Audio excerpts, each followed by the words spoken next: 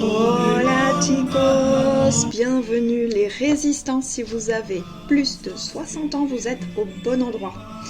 Que vous viviez à domicile ou en EHPAD, je suis là pour vous donner des conseils pour améliorer votre quotidien. Je m'appelle Christine, je suis ergothérapeute et on va commencer aujourd'hui par le sommeil. Le sommeil, c'est souvent un souci.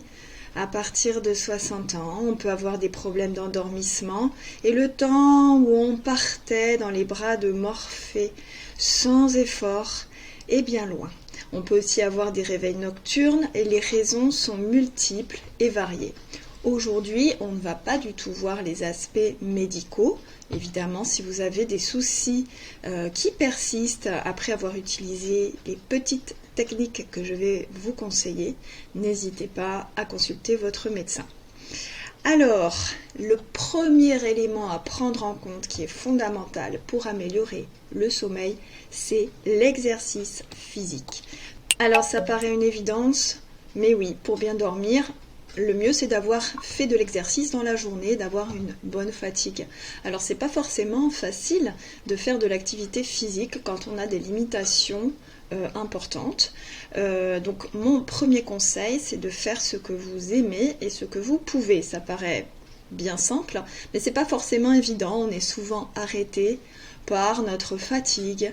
Mais là, il faut y aller. Il faut vous dire que le peu que vous faites, c'est déjà beaucoup. Si vous aimez marcher, allez marcher, ne serait-ce que prendre l'air, si vous êtes en fauteuil, que quelqu'un vous pousse, ça va être aussi une activité intéressante. On va voir un petit peu plus loin d'autres types d'activités qui sont vraiment à portée de main et qui vont vous permettre de vous dépenser.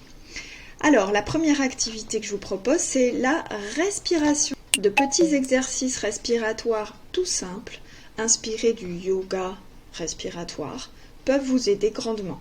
Nous verrons et nous développerons tout ça ultérieurement. Simplement une respiration à 4 temps. Inspirez, posez, expirez, posez, pourra être très utile pour libérer les tensions, pour vous oxygéner et vous faire vous sentir en meilleure forme, justement pour initier ensuite une activité. Quelles autres activités vous pouvez faire qui sont simples, pas coûteuse du tout? Eh bien, vous avez le Qigong. Le Qigong, c'est une pratique chinoise. Vous avez peut-être en tête les images de ces personnes qui sont dans un parc, tout ensemble, en train de faire des mouvements très lents. C'est ça, le Qigong. Et ce qui est intéressant, c'est qu'il existe des exercices de Qigong assis. Donc, si vous avez des difficultés au niveau des jambes, si vous ne pouvez pas vous tenir debout longtemps ou pas du tout, le Qigong assis est une vraie solution. Alors, je vous ai noté sur la diapo le Zhensheng Qigong. C'est un petit peu compliqué à écrire, mais je vous mettrai des liens qui vous proposent des exercices de Qigong assis. Et je vous en proposerai ultérieurement dans mes prochaines vidéos. Et voilà les petites idées pour commencer à bouger et créer une bonne fatigue. Tout ce que vous ferez sera bienvenu. Un petit mouvement de danse, un petit exercice de gym, tout est bon. Je vous souhaite de très douces nuits.